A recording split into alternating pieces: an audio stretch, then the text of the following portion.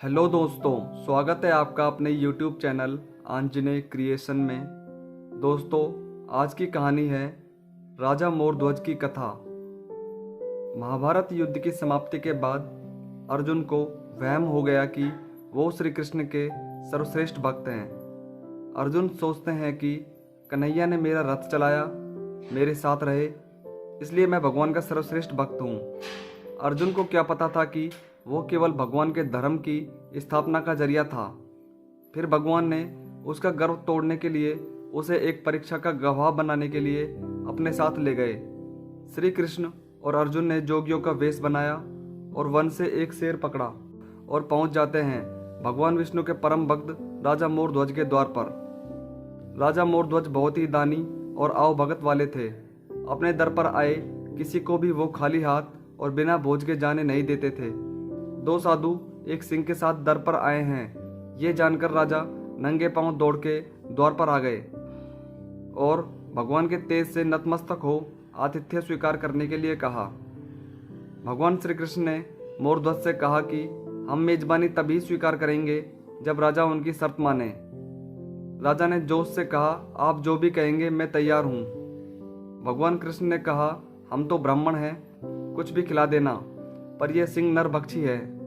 तुम अगर अपने इकलौते बेटे को अपने हाथों से मार कर इसे खिला सको तो ही हम तुम्हारा आतिथ्य स्वीकार करेंगे। भगवान की शर्त सुनकर मोरध्वज के होश उड़ गए। फिर भी राजा अपना आतिथ्य धर्म नहीं छोड़ना चाहता था। उसने भगवान से कहा, प्रभु मुझे मंजूर है, पर एक बार मैं अपनी पत्नी से पूछ लूं। भगवान से आज्ञा पाकर राजा महल में गया तो राजा का उतरा हुआ मुख देखकर पतिव्रता पत्नी रानी ने राजा से कारण पूछा। राजा ने सारा हाल बताया तो रानी की आंखों से अश्रु बह निकले। फिर भी वो अभिमान से राजा से बोली कि आपकी आन पर मैं अपने सैकड़ों पुत्र कुर्बान कर सकती हूँ।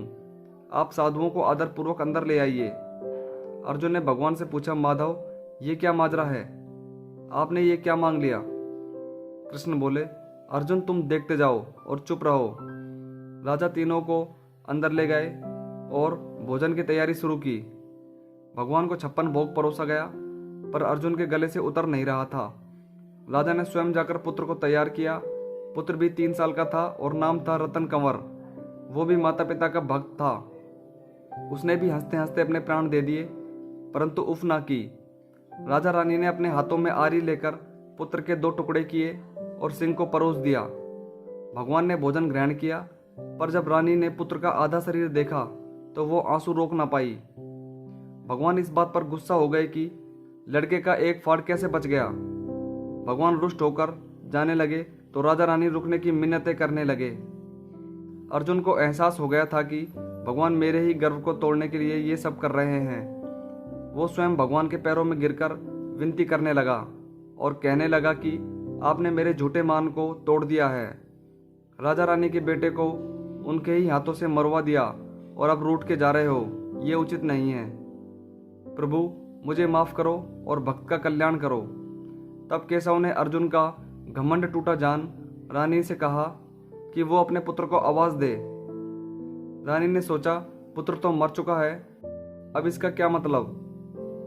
पर साधुओं की आज्ञा मानकर उसने पुत्र रतन कंवर को आवाज लगाई। कुछ ही क्षणों में चमत्कार हो गया। मृत रतन कंवर, जिसका शरीर शेर ने खा लिया था, वो हंसते हुए आकर अपनी मां से लिपट गया। भगवान ने मोरध्वज और रानी को अपने विराट स्वरूप का दर्शन कराया। पूरे दरबार में वासुदेव कृष्ण की जय जयकार गूंजने लगी। भगवान के दर्शन पाकर अपनी भक्ति सार्थक जान मोरध्वज की आंखें भर आई और वो बुरी तरह बिलखने लगा। भगवान ने वरदान मांगने को कहा तो राजा रानी ने कहा, भगवान एक ही वर दो कि अपने भक्त की ऐसी कठोर परीक्षा न ले जैसी आपने हमारी ली है। तथास्तु कहकर भगवान ने उसको आशीर्वाद दिया और पूरे परिवार को मोक्ष दिया। जय श्री कृष्ण। दोस्तों, अगर ये कहानी आपको अच्छी लगी तो वीडियो को लाइक करें और चैनल को सब्सक्राइब जरूर करें।